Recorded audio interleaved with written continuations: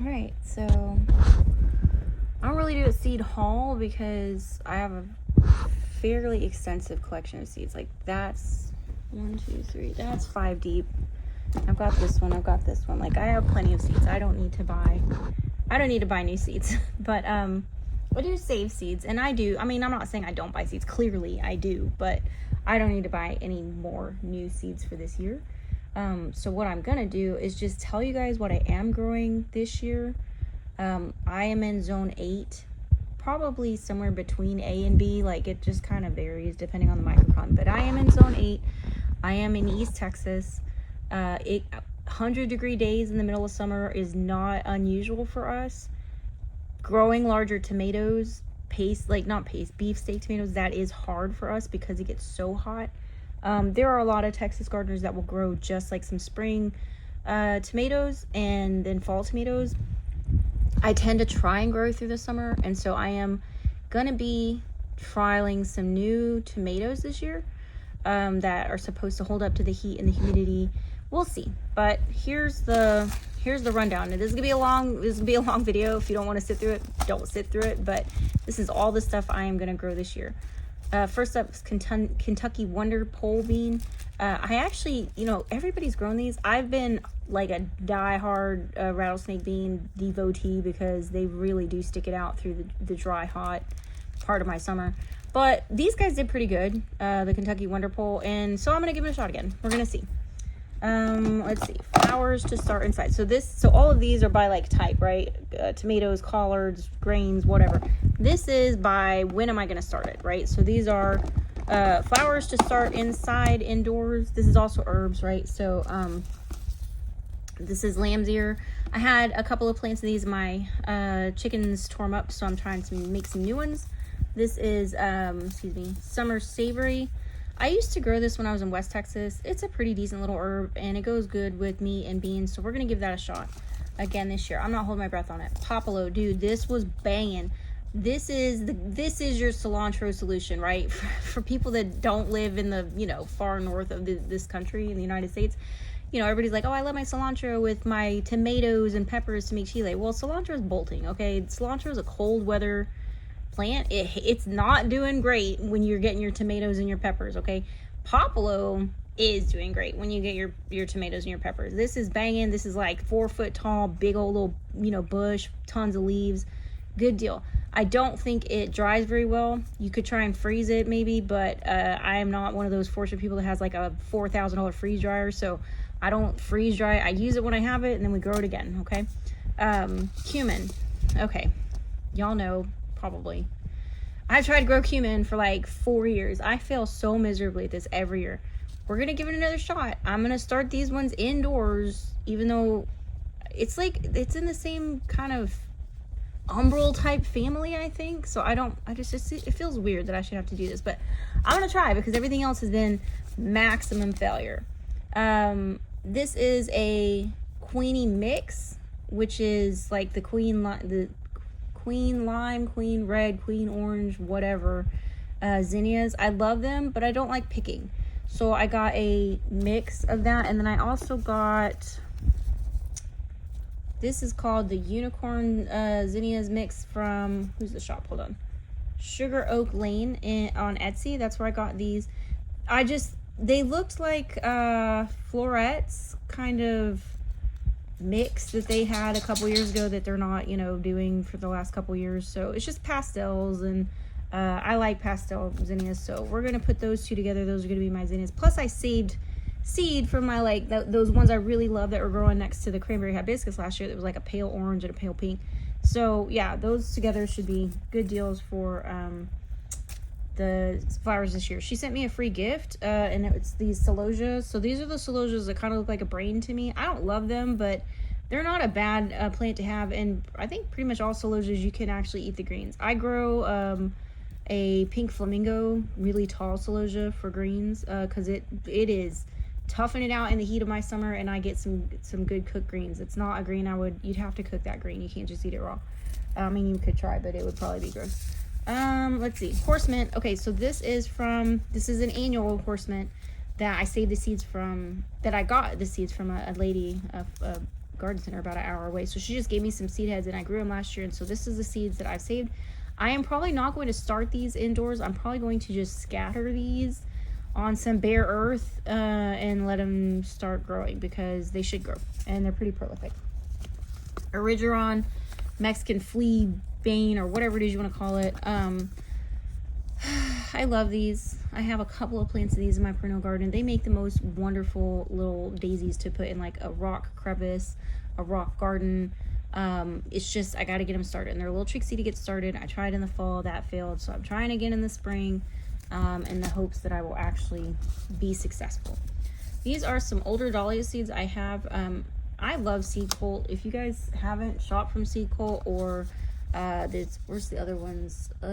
Experimental Farm Network. Like there's several places that you just kind of get some obscure seeds. So I'm going to grow probably the rest of the seeds I have in here out and just shove dahlias wherever I want because I like to see what they look like. So double click Cosmos, great for the bees, also a good cut flower. Cosmos are supposed to be pretty easy, and like I've grown them in West Texas and they were gangbusters. Out here I struggle bust to grow my Cosmos, so we'll see how those go. This is a native spotted bee balm. This is perennial. It will come back at least for several years.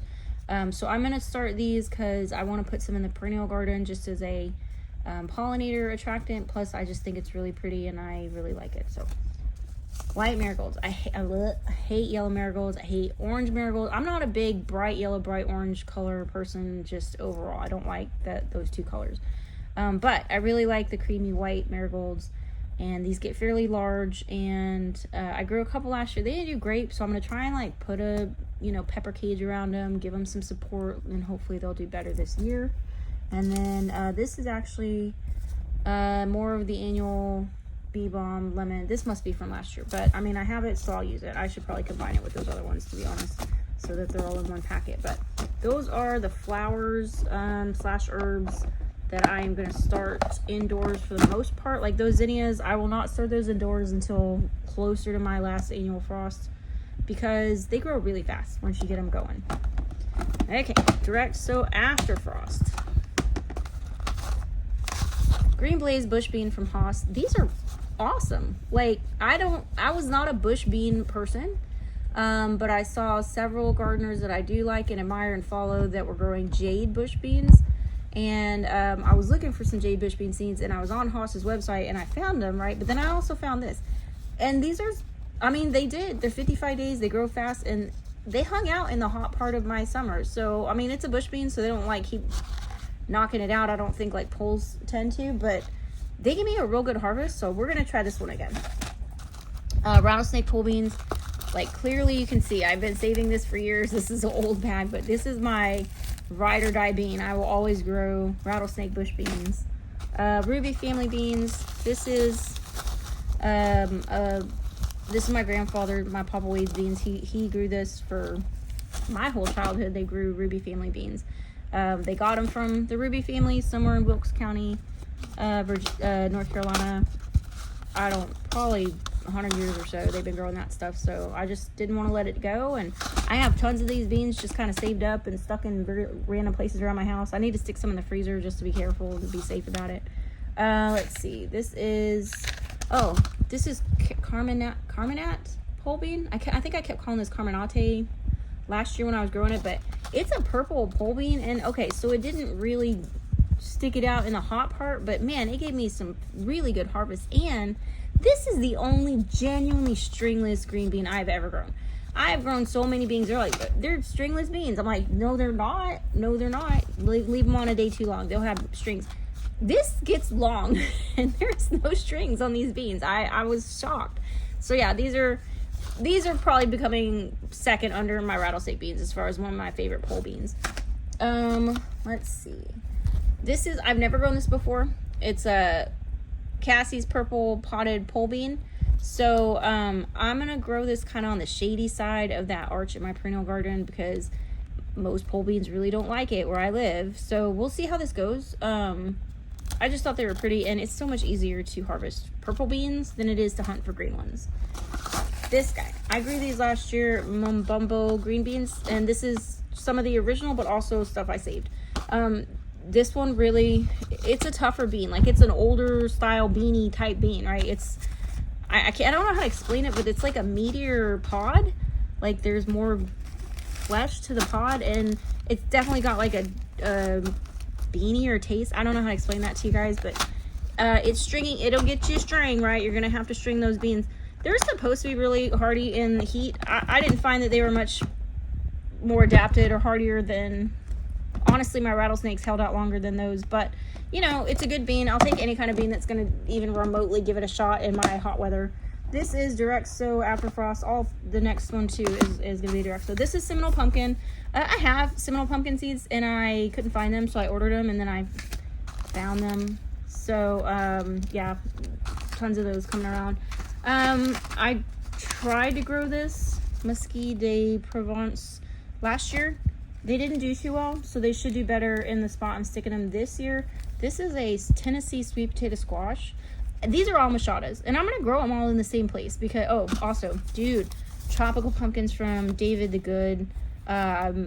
He's one of my favorite gardening channel, you know, guys. I've been watching him for years. So his kiddos, they're mostly grown now, I guess, help out in the garden, and so his daughter has a Etsy shop.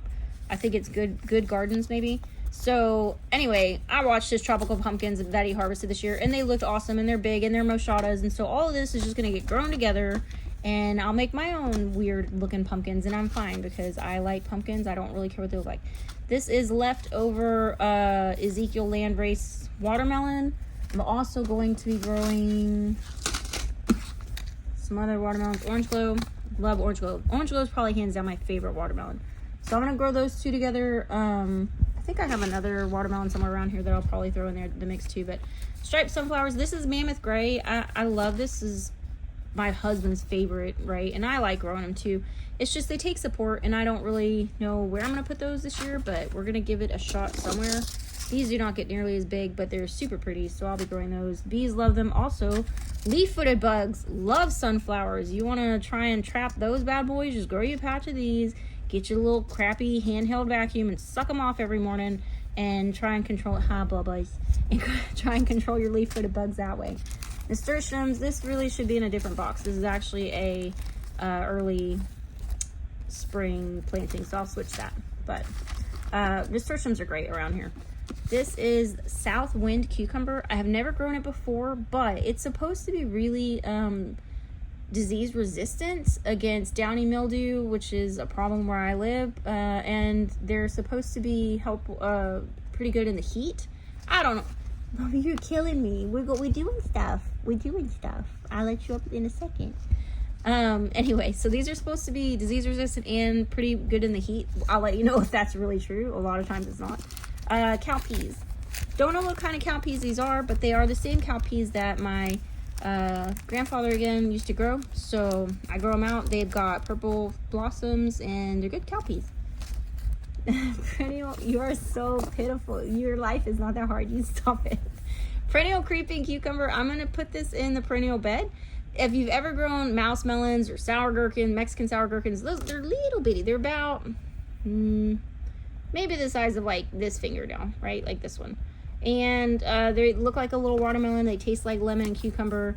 If you let them go too long, they get bitter. These ones turn black when they get ripe, and they're real seedy.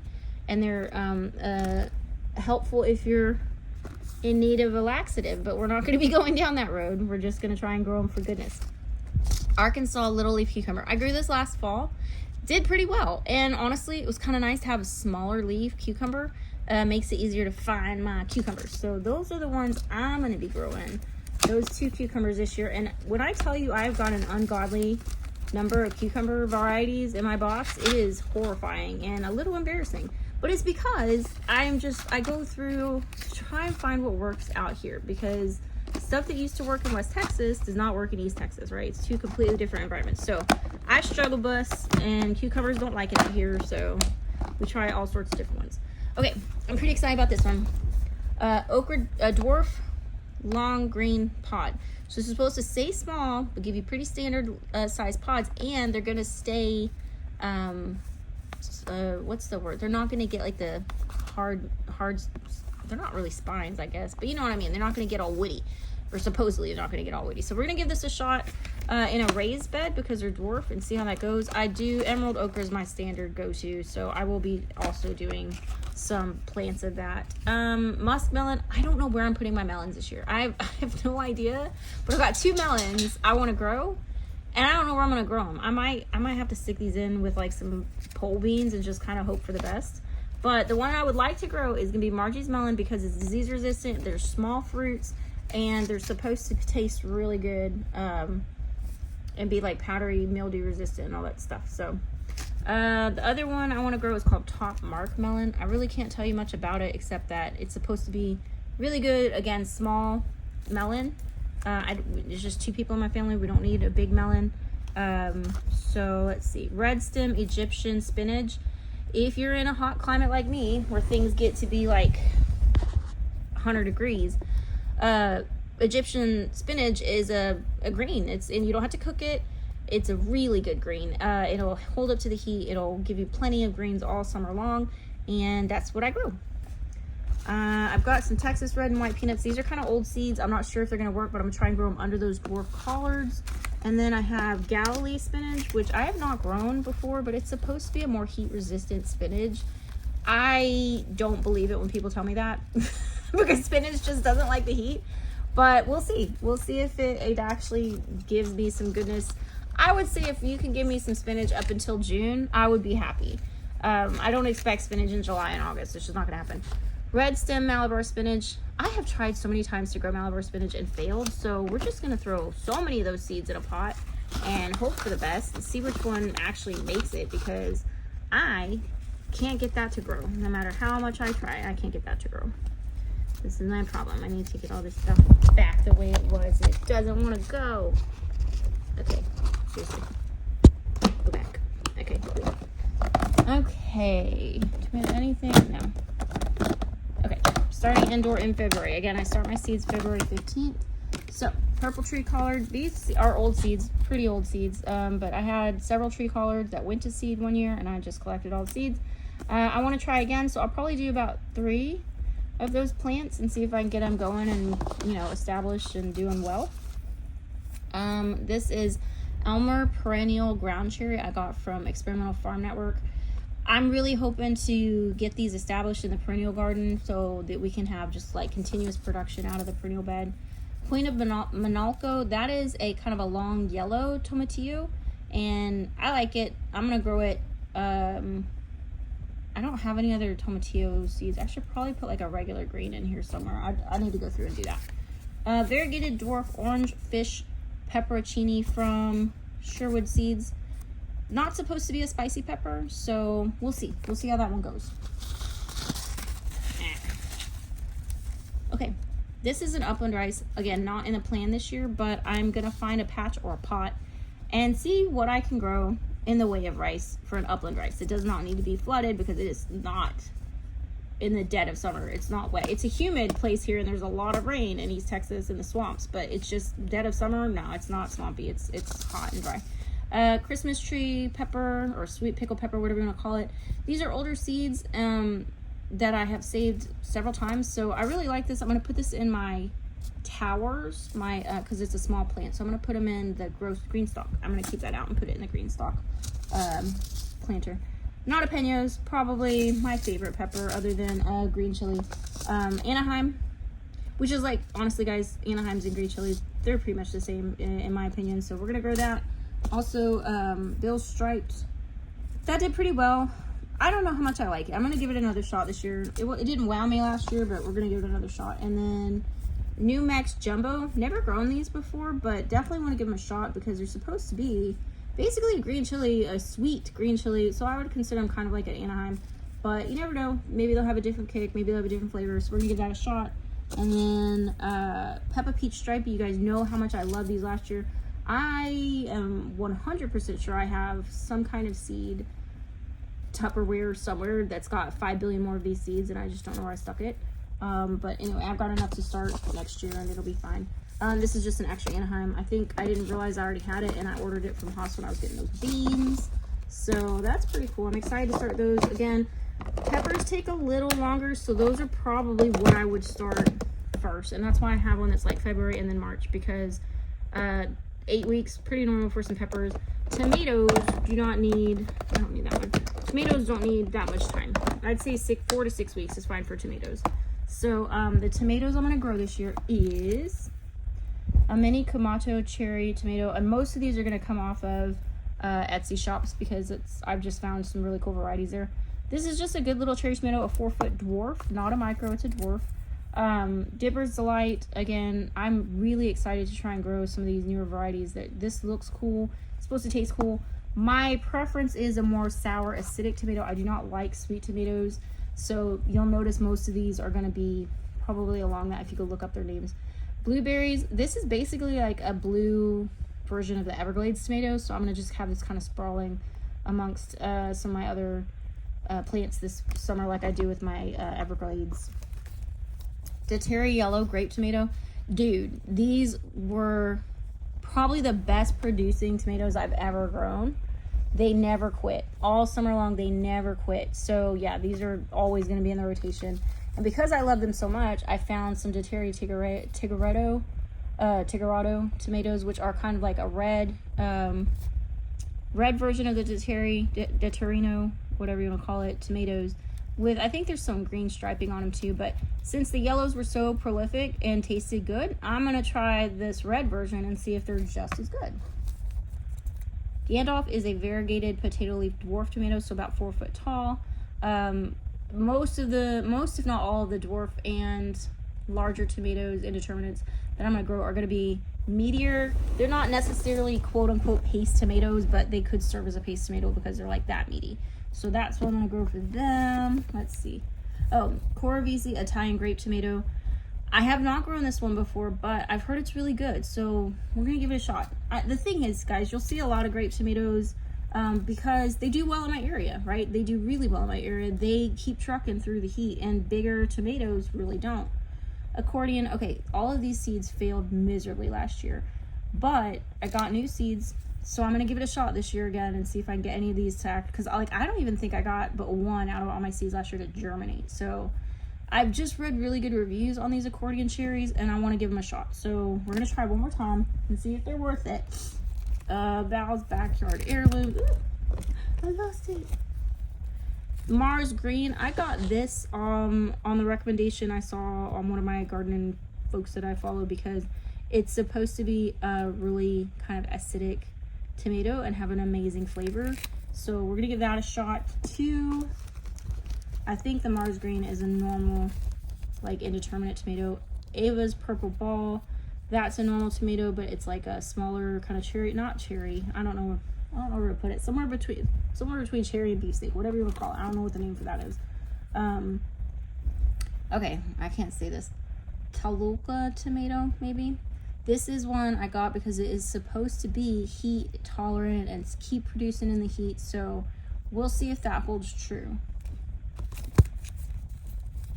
JD's Special C-Tex, again, Texas, developed in Texas, supposed to be heat resistant, like a slicer size tomato. So those are hard for me to come by. If I can find one that will keep producing and taste good, cool beans, because I did one that was like Homesteader, and there was a Florida one that I grew, and it did keep producing, but dude, it tasted like water. It was just disgusting. Had no flavor.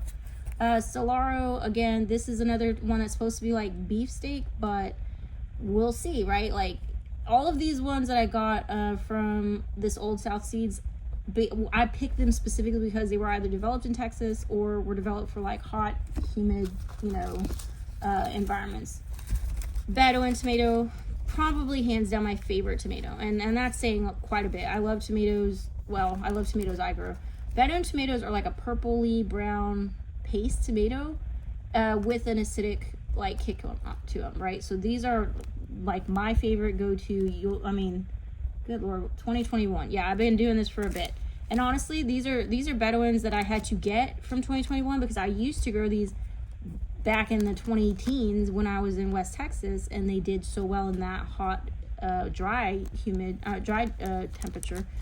Yeah, these are it. If you're in a hot temperature and you want a paste tomato and it's hard to get those to really bounce, find you some Beduin tomato seeds. They're it, dude. That's where it's at.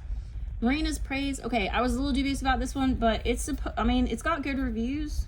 Okay, so we'll see if this is like worth all the hype that I've heard about Marinas Praise. Grandfather Barnini. This is cool. There's like a pretty good story behind this one, but it's supposed to be like a Roma version tomato.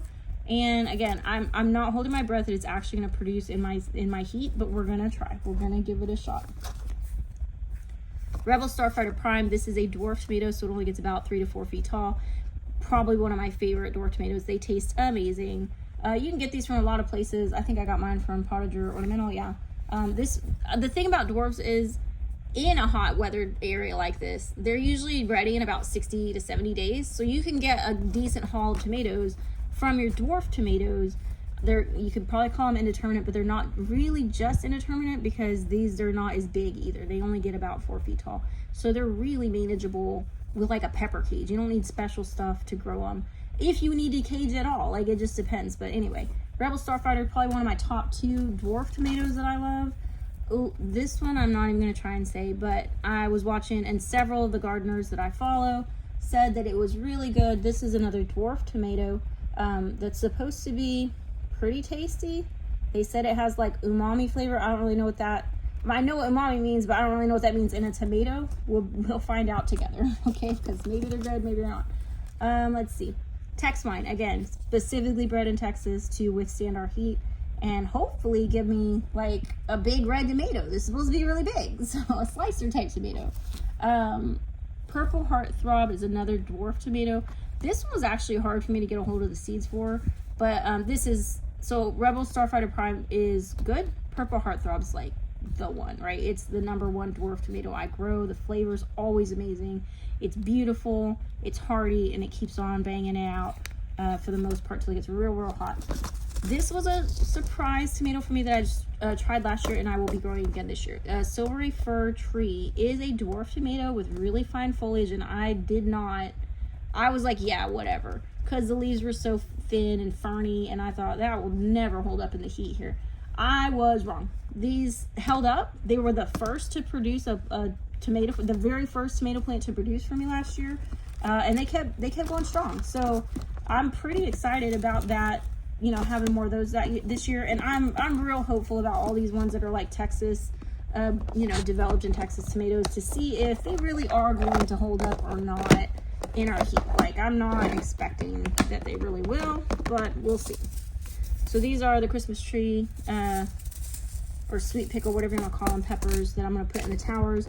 I have 2 green stalks. Actually, I have 3, but one of them is like strictly dedicated to strawberries. It's the only way I can get a strawberry without a freaking slug on it, so I grow them up instead of on the ground. So in those, I grow micro dwarf tomatoes. This is Pinocchio Red. This did really, I grew a lot last year, and I'm only growing the ones this year that performed well and tasted good last year. So Pinocchio Red was a good one. Tasted good, performed well. I'll be honest, some of these micro dwarfs are really tough skins, right? Like almost unpalatable tough skins. So we'll see. This one I have not grown. This is Shimofuri. This is supposed to be a micro variegated tomato. We'll see if it tastes as good as it looks. Paws Pride. Again, this, I don't think I actually grew this one last year, but it sounded cool when I was reordering seeds, so I got some. Give it a shot. Okay, Blau Zimmerman, hands down my favorite. Like, hands down favorite micro dwarf tomato. Tastes good, looks good, keeps on kicking. These ones stuck it out through the summer and were throwing me new tomatoes in the fall. This is the one. If I had to pick one micro dwarf tomato, this is the one I would grow. Golden Hour, these were good. Some of the yellow ones were really tough skin. Golden Hour wasn't. It was tasty, and it wasn't like, ew, I don't want to eat that because it's too tough, right? Groovy Tunes, have not grown this one, but man, it looks pretty and it sounds cool, so we'll give this one a shot too. And then Tiny Tiger Micro Tomato, that one was really pretty, and it has like that nice sour kick to it that I really want in a tomato. So I'm excited to grow that one. So really from last year, I think there's only 2, maybe 3 micro dwarfs that I were like, yeah, these are worth growing again. The rest are noobs, and we'll see how they do, but I'm pretty excited about that. that is a lot of stuff to be growing this year, but that is the totality of what I'm growing. I'm trying to keep it a little, you know, in focus. I usually grow a whole bunch of other stuff, but you know, I'm trying to stick with stuff I know that I will like and I will grow. So that's where we're at. There are some actual perennial things and some bushes, you know, that aren't actually started from seed that I'm also going to be growing this year. But that's it for now, guys. So I appreciate your time. Hopefully you guys just like hearing what I'm growing. I love watching your videos to see what y'all are growing. And I will talk to y'all later.